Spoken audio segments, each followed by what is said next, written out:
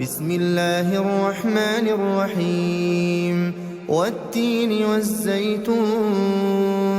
وطور سينين وهذا البلد الأمين لقد خلقنا الإنسان في أحسن تقويم ثم رددناه أسفل سافلين إلا الذين آمنوا وعملوا الصالحات فلهم أجر غير ممنون فما يكذبك بعد بالدين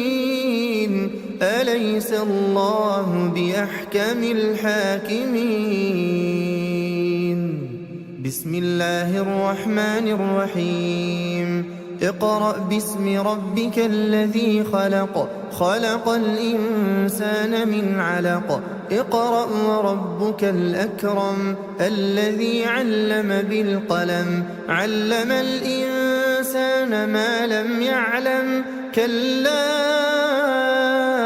إن الإنسان ليطغى أن رآه استغنى إن إلى ربك الرجعى أرأيت الذي ينهى عبدا إذا صلى أرأيت إن كان على الهدى أو أمر بالتقوى أرأيت إن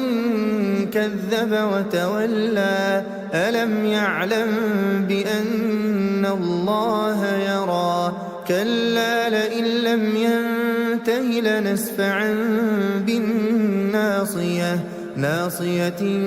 كاذبة خاطئة فليدع ناديه سندع الزبانية كلا لا تطعه واسجد